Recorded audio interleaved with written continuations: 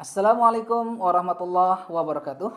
Perkenalkan, nama saya Ahmad Yani Eskom Mkom, dosen Fakultas Teknologi Informasi dan Komunikasi Universitas Teknologi Mataram. Pada kesempatan kali ini, saya ingin menjelaskan terkait dengan salah satu mata kuliah yang saya ajarkan, yakni mata kuliah Interaksi Manusia dan Komputer. Adapun deskripsi singkat mata kuliah Interaksi Manusia dan Komputer ini membahas tentang bagaimana memudahkan manusia dalam melakukan interaksi dengan komputer, bagaimana membuat dan merancang antarmuka sebuah sistem yang menerapkan cara berpikir manusia melalui aspek psikologis dan kognitif manusia itu sendiri sehingga menghasilkan aplikasi yang user friendly. Mata kuliah interaksi manusia dan komputer ini diajarkan pada semester 3. Pada mata kuliah interaksi manusia dan komputer, terdapat dua capaian pembelajaran yang diturunkan dalam capaian pembelajaran lulusan program studi. Yang pertama, mahasiswa mampu membangun dan mengevaluasi perangkat lunak dalam berbagai aspek yang berkaitan dengan interaksi manusia dan komputer. Manusia mampu merancang sistem informasi sesuai dengan prinsip user-centered design sehingga menghasilkan sistem informasi yang user-friendly. Untuk mencapai capaian pembelajaran mata kuliah tersebut, saya menuangkan ke dalam 8 sub CPMK yang akan diajarkan ke dalam 16 kali pertemuan termasuk UTS dan UAS. Adapun materi yang akan dibahas pada mata kuliah ini adalah yang pertama, konsep dasar interaksi manusia dan komputer. Yang kedua, ragam dialog. Yang ketiga, desain. Yang keempat, prototyping. Yang kelima, perancangan kesalahan dan help dokumentasi. Yang keenam, website. Yang ketujuh adalah evaluasi. Dan yang terakhir ada computer support cooperative work atau groupware. Sedangkan untuk model pembelajaran, pada mata kuliah interaksi manusia dan komputer, saya menggunakan metode Student Centered Learning atau disebut dengan SCL. Model pembelajaran SCL adalah model pembelajaran yang berpusat pada peserta didik atau mahasiswa. Peserta didik diharapkan lebih interaktif sehingga terjadi multi arah antara dosen dan mahasiswa. Sedangkan untuk metode pembelajaran, saya menggunakan Discovery Learning, di mana model pembelajaran Discovery Learning memberikan kesempatan kepada peserta didik untuk mempelajari terlebih dahulu konsep atau pengertian dari materi-materi yang akan disampaikan sehingga pada akhirnya mahasiswa mampu memberikan kesimpulan. Ada 6 tahapan yang dilakukan dengan metode Discovery Learning. Yang pertama, yakni dengan memberikan rangsangan kepada mahasiswa sehingga mahasiswa mampu mengidentifikasi masalah dan dari masalah-masalah yang terjadi tersebut mahasiswa bisa mengumpulkan data-data dan dari data-data tersebut dapat diolah untuk dibuktikan kebenaran dan kesalahannya sehingga mahasiswa dapat menarik kesimpulan. Dengan metode pembelajaran Discovery Learning ini akan terjadi interaksi antara dosen dan mahasiswa. Sedangkan untuk meningkatkan efektivitas interaksi antara mahasiswa dan dosen dalam pengajaran mata kuliah ini, saya menggunakan Platform Learning Management System atau LMS Universitas Teknologi Mataram, Google Meet, Zoom Meeting, dan WhatsApp grup kelompok mata kuliah interaksi manusia dan komputer. Sedangkan untuk proses assessment atau teknik pengambilan penilaian, teknik penilaian pada mata kuliah interaksi manusia dan komputer, saya menggunakan sesuai dengan jumlah pertemuan pada mata kuliah interaksi manusia dan komputer yang terdapat dalam rencana pembelajaran semester yang masing-masing pembelajaran memiliki bobot yang berbeda-beda seperti yang ditampilkan pada gambar berikut. Demikian penjelasan terkait dengan 3 aspek penilaian atau DIA, yaitu delivery, interaction, dan assessment dalam pembelajaran interaksi manusia dan komputer. Dan selanjutnya saya akan menampilkan pembelajaran secara langsung yang saya lakukan menggunakan Zoom Meeting. Terima kasih.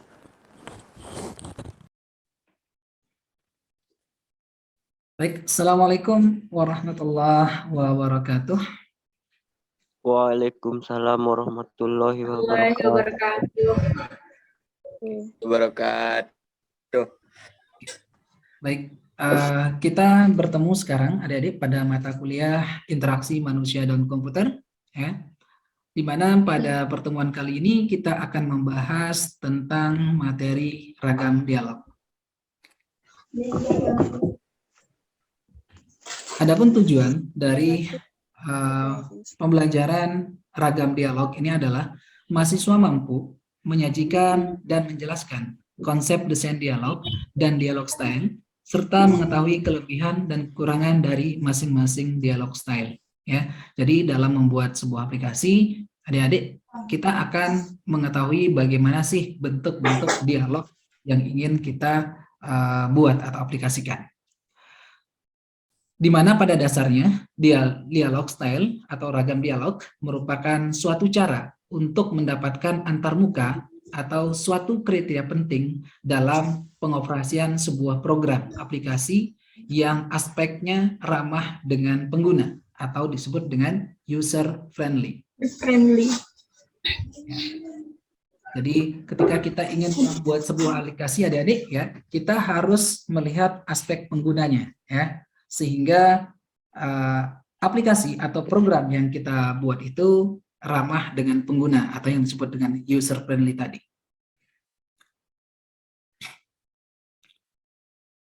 Nah, ada nggak yang tahu apa sih pengertian dari dialog? Belum, Pak. Coba jelasin. Dialog itu kan interaksi antar manusia, Pak. Dialog saling berbicara. Kalau dialog misalkan, apa itu dialog? Ada yang tahu nggak? Saya dengan adik-adik ini sedang apa? Berdialog. Ya, itu ya. Kita ini sedang berdialog ya. Jadi dialog itu apa? Ya, Pak? Menurut adik-adik? Percakapan gitu. Iya, percakapan boleh ya. Yang lain? Tadi menurut Nung Febri dialog itu adalah percakapan ya. Bisa ya. Percakapan yang juga, lain? interaksi antara manusia yang satu manusia yang lainnya. Iya. Benar ya. Interaksi antara satu manusia dengan manusia yang lain ya. Itu adalah dialog ya. Jadi dialog itu adalah secara umum adik-adik, dialog itu adalah proses komunikasi ya antar dua atau lebih agen atau orang ya. Dalam dialog makna harus dipertimbangkan agar memenuhi kaidah sistematis dan pragmatis ya. Interaksi manusia dan komputer menurut dalam mata kuliah interaksi manusia dan komputer adik-adik, dialog adalah pertukaran instruksi dan informasi yang mengambil tempat antara user dan sistem komputer. Jadi ada informasi dari sistem dari user ya yang diproses oleh sistem komputer. Ya, itu adalah dialog. Ya. Karena di dalam sistem komputer kita menginputkan ya sesuatu ya, kemudian komputer itu akan memprosesnya dan akan menjadi sebuah informasi bagi kita. Ya, itu dibentuk juga sebuah dialog. Adik-adik.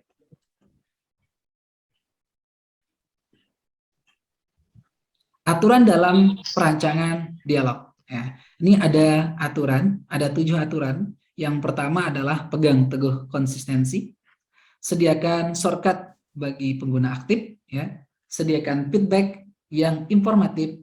Yang keempat adalah sediakan error handling yang mudah, izinkan pembatalan aksi, ya, sediakan fasilitas atau bantuan help, ya, kurangi beban ingatan jangka pendek. Oke, semua ini akan kita bahas. Ya. Yang pertama adalah kita pegang teguh konsistensi. Ya. Jadi adik-adik ketika kita melakukan sebuah perancangan, kita harus pegang teguh konsistensi, di mana informasi yang kita akan masukkan dalam sebuah formulir, ya, itu bisa berisi nama-nama dan susunan menu, ukuran dan bentuk dari icon dan lain-lain, semuanya harus konsisten. Ya, jadi bentuk formnya, bentuk tampilannya, ya, icon-icon yang kita pakai itu harus konsisten. Ya, misalkan ketika adik-adik ingin merancang atau membuat sebuah sistem nantinya, ya, jadi di dalam satu menu nanti kita akan ada menu-menu yang lain. Ya, misalkan seperti adik-adik pernah mengisi sistem informasi akademik kampus, misalkan seperti itu, adik-adik.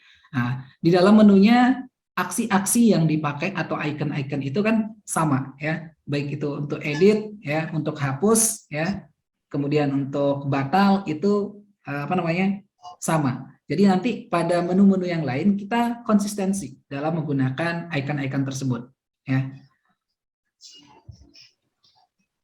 Konsistensi mengizinkan banyak aksi menjadi otomatis. Jika ada aplikasi baru hadir dengan fungsi yang berbeda, akan menyebabkan user harus mempelajari kembali operasi yang dilakukan. Ya, jangan sampai kita membuat aplikasi, tapi aplikasi itu nantinya akan dipelajari oleh penggunanya, seperti itu.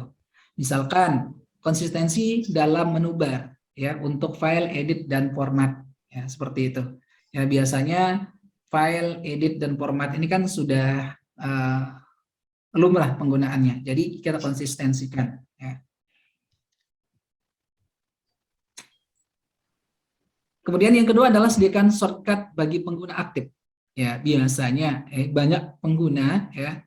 Misalkan ketika adik-adik ingin menggunakan sistem komputer, ya, itu kan ada menu, ya.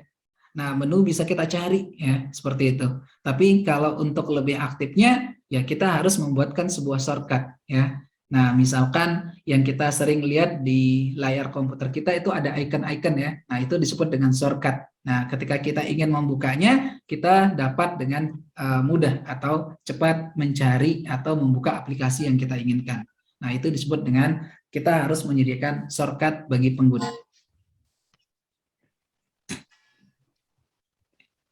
Yang selanjutnya adalah kita menyediakan feedback yang informatif.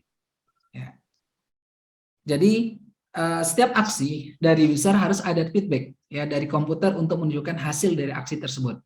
Ya, misalkan adik-adik, ketika kita ingin mengklik sebuah button, ya, button proses simpan, misalkan, ya, itu kan ada interaksi, ya, ada umpan balik, ya, yang diberikan. Ya, misalkan data berhasil disimpan seperti itu, sehingga pengguna tahu bahwa proses yang diinputkan itu sudah berhasil seperti itu.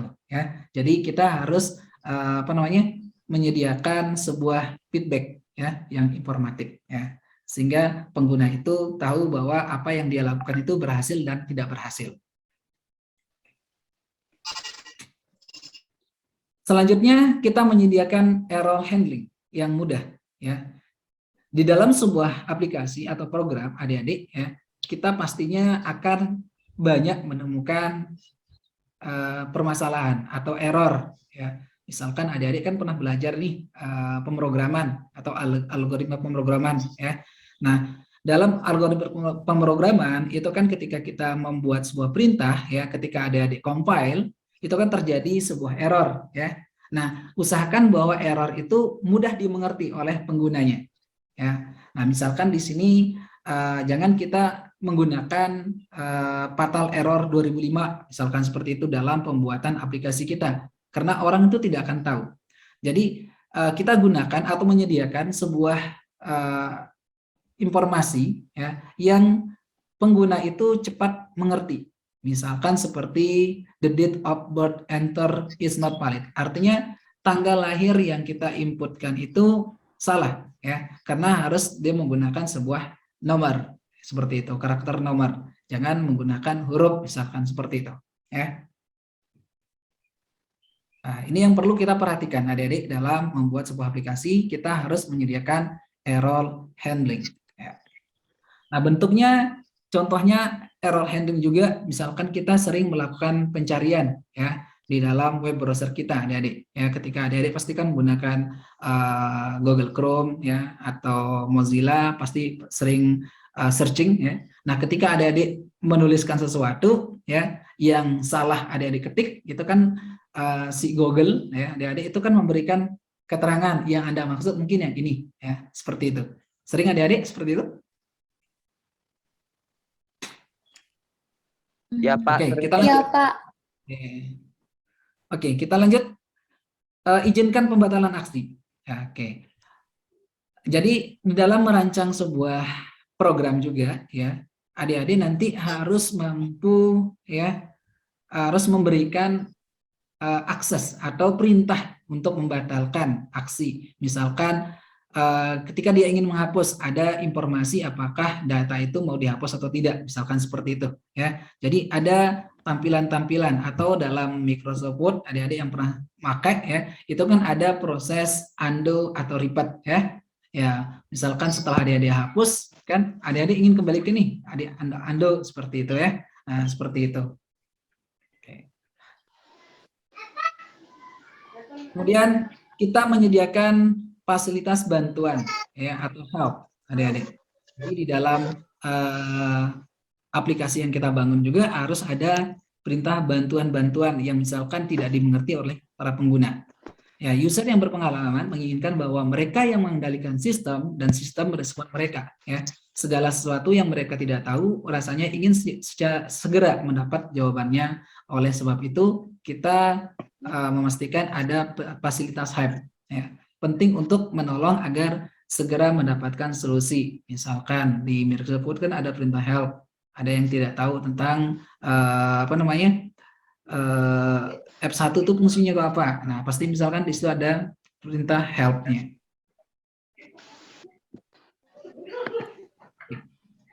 Yang selanjutnya adalah kurangi muatan short term memory. Ya, jadi kita mengurangi ingatan jangka pendek ya, ingatan dengan jangka pendek ya.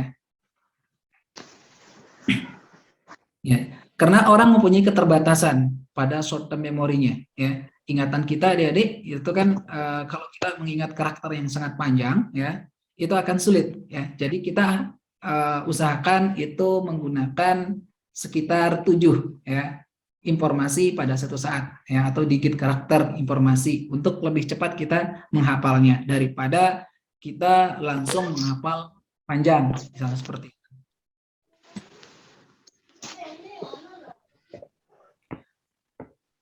Kemudian karakteristik untuk umum dalam ragam dialog ya. Yang pertama ada inisiatif ya, keluasan, kompleksitas, kekuatan beban informasi, konsistensi umpan balik, observabilitas, kontrolabilitas, dan efisiensi. Yang terakhir adalah keseimbangan. Oke. Ini yang akan kita bahas sekarang, bagaimana kita menentukan karakteristik umum dalam sebuah ragam dialog. Yang pertama, kita memastikan ada inisiatif. Ya. Inisiatif oleh komputer, ya, user memberikan tanggapan atas prompt, ya, atau tampilan yang diberikan oleh komputer. Ya. Kemudian ada inisiatif oleh komputer dan ada juga inisiatif oleh pengguna. Ya. User mempunyai sifat keterbukaan yang luas, dalam arti user diharapkan agar dapat memahami sekumpulan perintah yang harus ditulis menurut aturan atau sintak tertentu. Ya, tahu sintak adik-adik kan? Aturan ya, atau perintah-perintah atau source code ya. Kemudian keluasan tidak hanya dilihat dari kemampuan sistem menyediakan sejumlah perintah ya yang memberikan hasil yang sama, tetapi bagaimana sistem dapat menyesuaikan diri dengan keinginan pengguna dan bukan sebaliknya. Ini adalah keluasan adik-adik. Jadi keluasan itu pengguna bebas ya, jangan dibatasi seperti itu.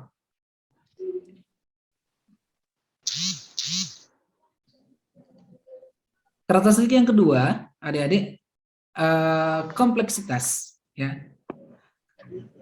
Kompleksitas merupakan keluasan harus dibayar dengan kompleksitas implementasi yang tinggi ya. Oleh sebab itu perlu pembatasan kompleksitas dengan cara tidak membuat antarmuka lebih dari yang diperlukan karena tidak ada keuntungannya ya.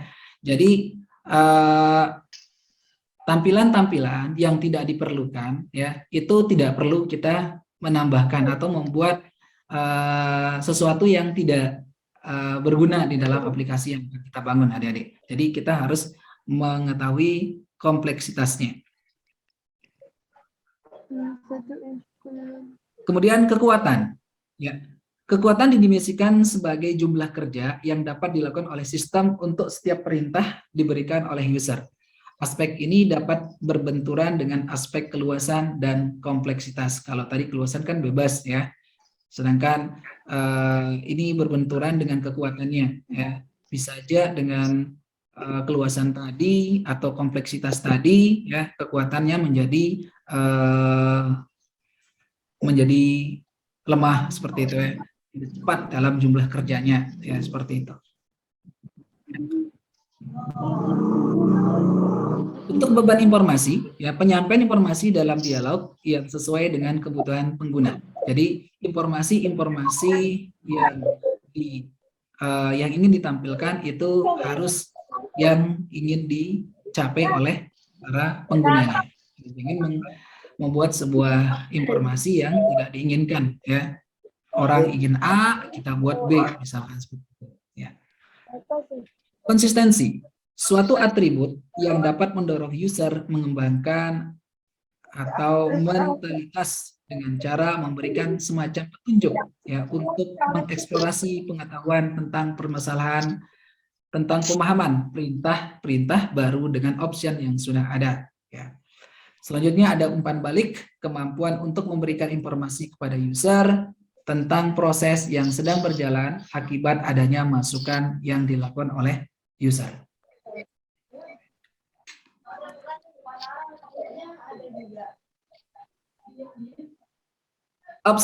Observabilitas. Sistem dapat berfungsi secara benar namun nampak sederhana bagi user, ya. Artinya apa, Adik? Ada yang tahu nggak? Sistem dapat berfungsi secara benar namun nampak sederhana bagi user, seperti itu. Ada yang tahu nggak maksudnya? Mudah dipelajari, Pak.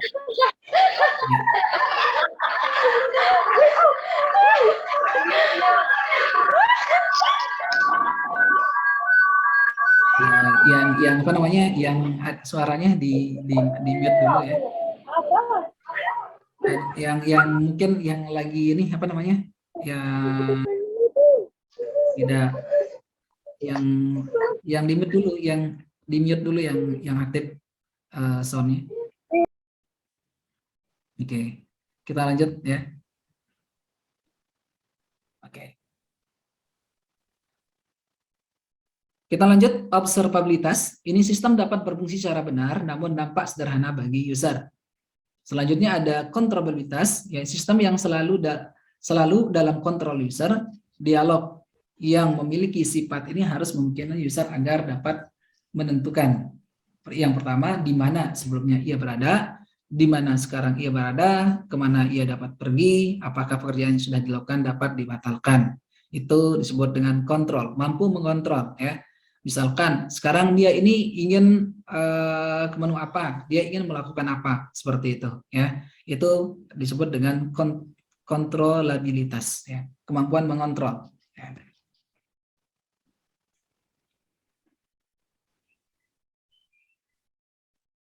Efisiensi. Efisiensi sangat penting jika berpengaruh pada waktu tanggap atau laju penampilan sistem, seringkali dengan menggunakan hasil teknologi baru. Contoh penggunaan hotkey, ya. Hotkey itu adalah misalkan kita ingin secara cepat, adik-adik, ya, secara cepat untuk membuka, misalkan kita menggunakan kontrol O, misalkan. Nah, itu harus ada kita buat, atau ALT dalam program kita. Nah, efisiensi penggunaan waktu atau daya tanggap dari sebuah sistem, ya, kita bisa menggunakan tombol hotkey namanya, ya, kita tombol bantuan ALT F4 misalnya seperti itu, ya, F1 dan lain-lainnya.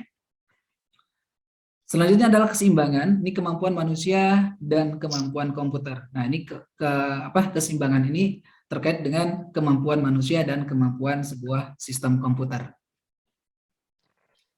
Nah, ini bentuk-bentuk ragam dialog, adik-adik, ya. Dalam kita merancang sebuah program, ya, kita akan mempelajari bagaimana bentuk ragam-ragam dialog yang bisa kita gunakan nantinya. Oke. Ada dialog berbasis perintah tunggal atau disebut dengan command lead, ya. Kemudian dialog berbasis bahasa pemrograman, antarmuka berbasis bahasa alami, ya, manipulasi langsung, sistem menu, dialog berbasis pengisian borang, antarmuka berbasis icon, ya, sistem Windows, ya, antarmuka berbasis interaksi grafis.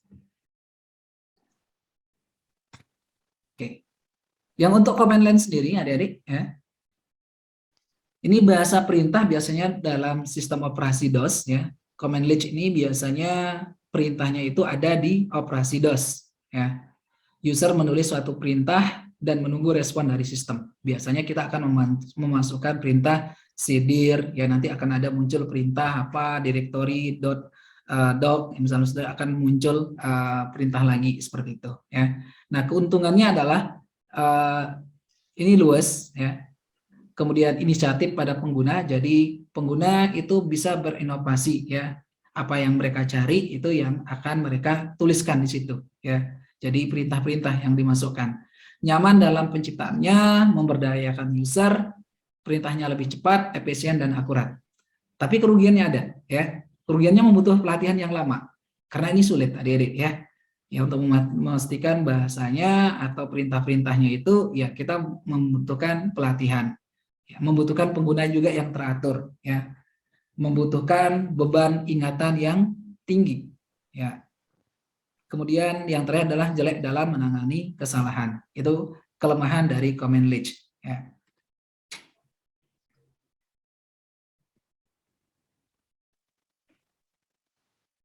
Selanjutnya adalah dialog berbasis bahasa pemrograman, ya. Ini merupakan ragam dialog yang memungkinkan pengguna untuk mengemas sejumlah perintah ke dalam suatu berkas yang sering disebut dengan batch file. Perintah yang ditulis tidak harus menggunakan salah satu bahasa pemrograman, baik aras rendah maupun aras tinggi, ya, seperti assembler, Pascal, ya, bahasa C, Fortran, Basic, ya, tetapi tetap harus mengikuti aturan-aturan tertentu. Ini dialog berbasis bahasa pemrograman, adik-adik. Adik-adik, ya, yang kita lihat ketika adik-adik ingin membuat sebuah program atau aplikasi, ya nanti mungkin adik-adik bisa juga menggunakan sistem menu atau ada tampilan icon seperti itu, ya.